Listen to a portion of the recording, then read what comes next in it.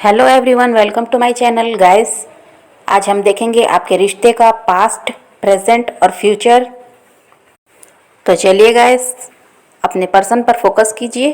तो जो मैं यहाँ देख पा रही हूँ गाइस, वो ये है कि आपके पर्सन आपको किसी फंक्शन में मिले होंगे, किसी शादी में या पार्टी में, या फिर ये आपको सोशल मीडिया पर मिले हैं, या फिर ये भी हो सकता है कि कहीं अचानक शॉपिंग में या कहीं पर भी, या ऑफिस में अचानक ही आपको पर्सन मिले हैं गाइस। या इनकी आपसे पहले से पहचान नहीं थी, ये आपको अचानक मिले हैं।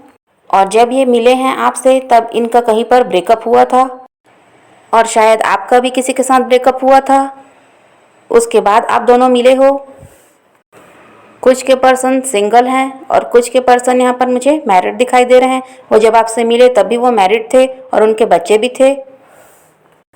और पास्ट में आपके पर्सन ने आपसे बहुत सारी बातें छुपाई। उन्होंने आपको सब कुछ सच नहीं बताया, कुछ अपने बारे में बताया और बहुत कुछ छुपा लिया।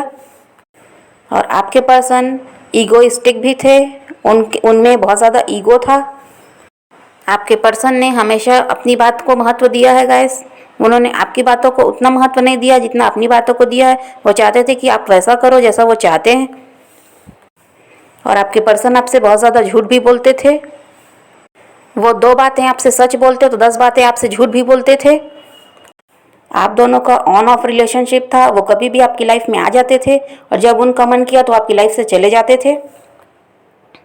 उन्होंने आपकी फीलिंग की कभी भी कदर नहीं की पास्ट में। और आप बहुत ज़्यादा परेशान थे, फिर भी आपने रिश्ता ख़राब नहीं किया। आप चाहते थे कि आपका रिश्ता बना रहे, इसलिए आप सब कुछ सहते रहे।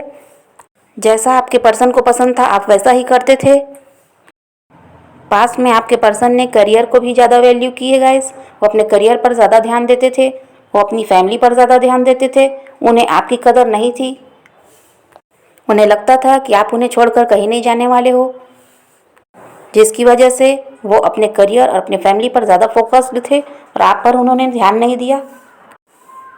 आप दोनों के बीच बहुत ज़्यादा लड़ाई झगड़े हुए जब आप लोगों का ब्रेकअप हुआ, और उसी लड़ाई झगड़े के बाद आप दोनों एक दूसरे से अलग हुए। सेपरेशन के बाद भी आप बहुत ज़्यादा परेशान रहे, लेकिन आपके पर्सन को कोई फ़र्क नहीं पड़ा। तो ये है गाइस आपके रिश्ते का पास्ट। अब मैं आपको आपके रिश्ते का प्रेजेंट बता देती हूँ। तो जो मैं यहाँ देख पा रही हूँ गाइस, वो ये है कि अभी भी कुछ लोगों की बातचीत उनके पर्सन से नहीं हो रही है। बिल्कुल नो कॉन्टेक्ट सिचुएशन में हो आप लोग।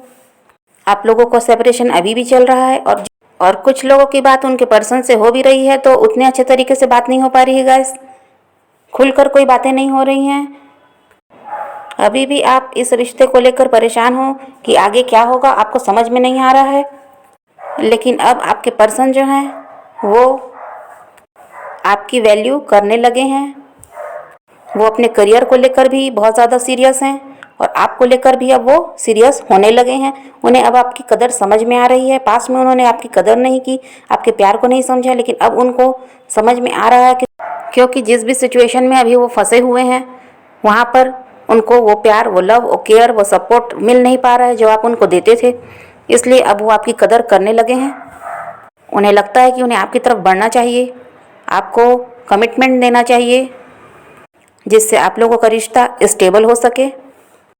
ईगो अभी भी आपके पर्सन में है गाइस। ईगो में कमी नहीं आई है, ईगो अभी भी है आपके पर्सन में, लेकिन उनको अब आपकी वैल्यू समझ में आ गई है और वो अभी आपको बहुत ज़्यादा मिस करते हैं। वो आपकी तरफ बढ़ना भी चाहते हैं और आपको बहुत ज़्यादा मैनिफेस्ट भी कर रहे हैं, लेकिन वो चाहते हैं कि उनका करियर स्टेबल हो जाए, उसके बाद ही वो आपकी तरफ बढ़ें।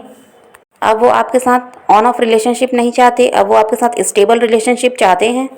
उन्हें समझ में आ रहा है कि आपने उन्हें कितना प्यार दिया था पास्ट में, लेकिन उन्होंने आपकी तब वैल्यू नहीं की थी। लेकिन अब जब वहाँ पर जहाँ वो स्टक हैं वहाँ उन्हें परेशानी मिल रही है, तो आपकी कदर अब उन्हें समझ में आ चुकी है। तो ये है गाइस आपके रिश्ते का प्रेजेंट।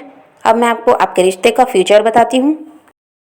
तो फ्यूचर में गाइस आपके पर्सन आपकी तरफ बढ़ते हुए दिखाई दे रहे हैं। वो जहाँ भी अभी स्टक हैं वहाँ से वो निकल कर आपकी तरफ आएंगे। वो आपको कमिटमेंट देंगे और बहुत लोगों के पर्सन उन्हें मैरिज प्रपोजल देने का भी सोच रहे हैं। वो आपके साथ स्टेबल रिलेशनशिप का सोच रहे हैं। जहाँ वो अभी स्टक हैं वहाँ से अपना कर्मा क्लियर करके वो आपकी तरफ बढ़ेंगे। आने वाले 4 से 5 हफ्तों में बहुत लोगों का रीयूनियन दिखाई दे रहा है, और जिनका रीयूनियन हो चुका है उन्हें कमिटमेंट मिलता हुआ दिखाई दे रहा है, मैरिज प्रपोजल मिलता हुआ दिखाई दे रहा है उनके पर्सन की तरफ से। बस आपको इनर वर्क करते रहना है। जैसे अभी तक आपने इनर वर्क किया है वैसे ही इनर वर्क करते रहिए, पॉजिटिव रहिए और अपने पर्सन को मैनिफेस्ट कीजिए। आपके पर्सन आपकी तरफ अट्रैक्ट हो रहे हैं और आप दोनों का रियूनियन होता हुआ दिखाई दे रहा है। आपको बिल्कुल भी नेगेटिव नहीं सोचना है गाइस, सब कुछ आपके हित में होगा। यूनिवर्स आपके रिश्ते को सपोर्ट कर रहे हैं और आपके पर्सन आपकी तरफ फ्यूचर में एक्शन लेते हुए दिखाई दे रहे हैं। तो ये है वीडियो आज की गाइस, पसंद आए तो कमेंट में बताइएगा और मेरे चैनल को सब्सक्राइब करना मत भूलिएगा। Okay bye bye, take care, love you.